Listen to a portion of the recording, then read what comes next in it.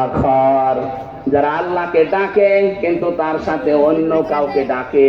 এই যে একটা উদাহরণে বললাম না, ইয়ালি বাবা, দয়াল বাবা, কেল্লা বাবা, ফতে বাবা যারা বলে, তারা আল্লাহর সাথে মাআল্লাহি ইলাহান আখার, আল্লাহকে ডাকার পাশাপাশি অন্য কাউকে যারা জুড়ে দেয় তাদের শাস্তি হবে কয়টা? অনেকে বলে নাম ধরেন কেন? আরে ভাই, নাম না ধরলে তো পৌঁছেন না, এই জন্য তো তাহিরি ভাইয়ের নাম ধরা লাগবে। কথা বলছে না কেন? সুতরাং উনি যা করছে যেহেতু এটা ইসলাম নয়, আমি যদি বুঝে করেন আর না বুঝে করেন, সত্যি কথা বলছে আপনার শাস্তি ডবল হবে। আজকে থেকে আল্লাহর সাথে আর কাউকে জোড়া যাবে, আরো জোরে বলেন।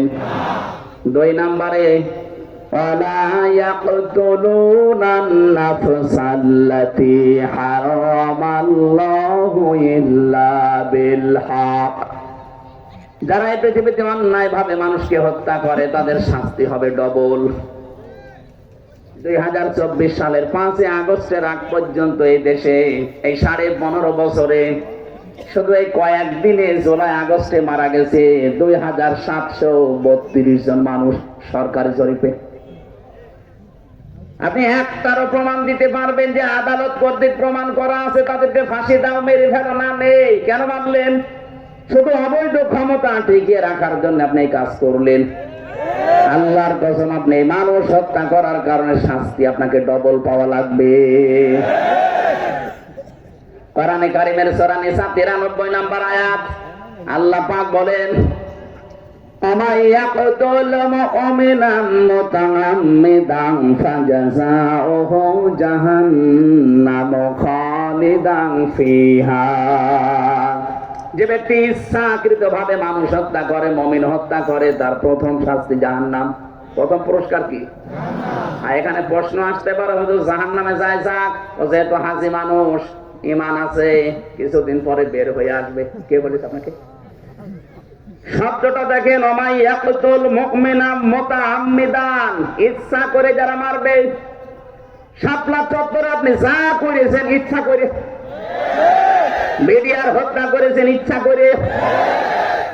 24 সালের 5 আগস্টে আমার সামনে 14 জন মারা গেল কুষ্টিয়ায়, ইচ্ছা করে। আপনি না মানলেও পারতেন। পায়ে গুলি করেন না, আপনি বুকে গুলি করলেন। কারো কারো এই জায়গায় লাগিয়েছে, আমার সামনে। তাও শুধু কুষ্টিয়া না, সারা বাংলাদেশে 2732 জন মারা গেছে একেবারে সরকারি জরিপেটা, আরো তো অসংখ্য আছে। আর বাকি 2780 জন মানুষকে আপনি পঙ্গু করে দিয়েছেন। কারো হাত নেই, পা নেই, চোখ নেই, অন্ধকোষ উড়ে গেছে। এই মানুষগুলো তার পরিবারের কাছে, সমাজের কাছে, দেশের কাছে এখন বোঝা। বলেন, এরা বোঝা না? আমি এবার একটা হাদিস বলছি, ওস্তাদ ভালো করে দেখেন।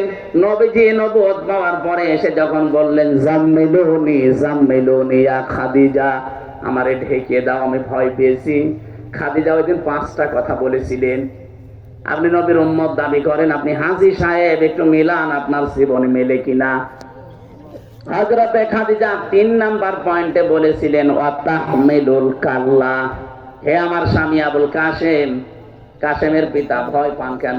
কোনো ভয় নেই আপনার। জিন, পরী, ভূত বলেন, পেতনি বলেন, এমনকি পৃথিবীর কেউ আপনাকে ভয় দেখাতে পারে না, কারণ আপনি মানুষের বোঝা হালকা করে দেন, এটা বহন করেন।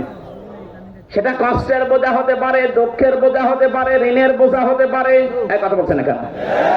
এই বোঝাগুলো তো আপনি হালকা করে দেন, আপনি বহন করেন, তা আপনার কিসের ভয়? আর আপনি নিজের উম্মত দাবি করলেন, কি করলেন?